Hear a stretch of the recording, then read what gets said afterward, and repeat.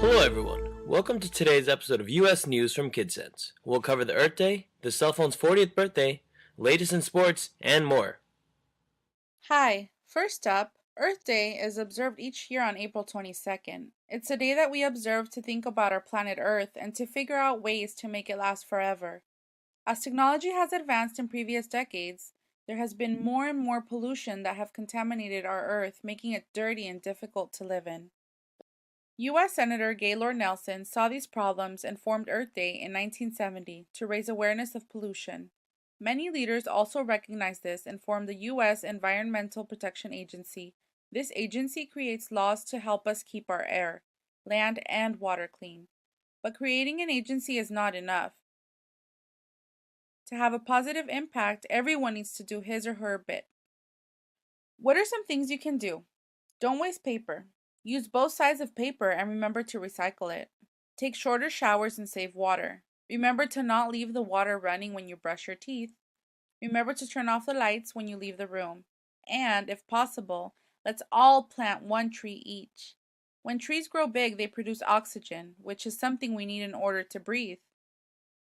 The Earth is the most important planet. Let's take good care of it by keeping it clean. Where else would we go if Earth became too difficult to live on?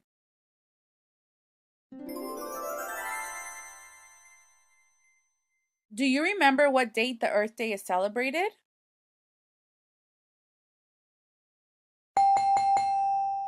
Time's up. It was April 22nd. Now, news about the monarch butterflies. There was a drop seen in the number of monarch butterflies during this year's migration that started in March. These beautiful orange and black butterflies are considered the king of butterflies. The annual migration of North America's monarch butterfly is a unique and amazing phenomenon. It is the only butterfly known to make a two-way migration like birds do. The monarchs in eastern North America have a second home in the Sierra Madre Mountains of Mexico, and the monarchs of the western North America have theirs in California. Some fly as far as 3,000 miles to reach their winter home. The monarchs know that it's time to travel based on the weather changes. They chart out their path with the help of Earth's gravitational pull and the position of the sun. Once their path is set, air currents help them travel these long distances. So, why is there this sudden reduction in numbers? Scientists think it has to do with a reduction in their favorite food. The monarch butterflies and caterpillars like to feed on a special type of plant called milkweeds. Unfortunately, the places that have these plants are reducing because people have been cutting them down and building homes. These places in California and Mexico should be protected and conserved to promote the long-term survival of this special migrating species. Our next story. On April 3rd, 2013, the world celebrated the 40th birthday of cellular phones. Dr. Martin Cooper, a researcher that worked at Motorola, developed the first handheld mobile telephone in 1973. The new invention at the time sold for almost $4,000 and weighed 2 pounds. Really, it actually weighed 2 pounds and was nicknamed the Brick.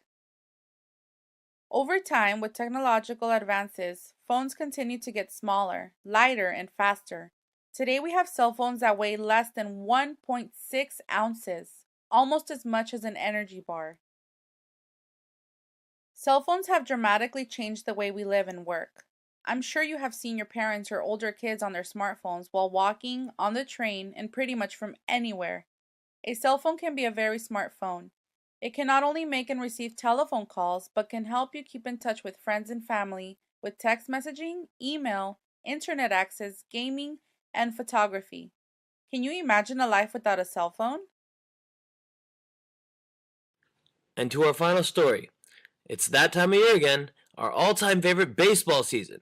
The Major League Baseball 2013 season began with ESPN's Sunday Night Baseball on March 31st. 12 games were played on April 1st, and these games will continue till Sunday, September 29th, the final day of the 2013 regular season. The current MLB regular season consists of 162 games, which typically begins on the first Sunday in April and ends on the last Sunday in October. Major League Baseball is divided into two leagues, the American League and the National League. The winner from the American League and the winner from the National League play each other to win in the World Series. Baseball is one of the biggest sports in America. It is played at a number of amateur levels, from Little League to high school to college. The U.S. Major League Baseball is the richest professional baseball league in the world. Do you remember who won the last World Series?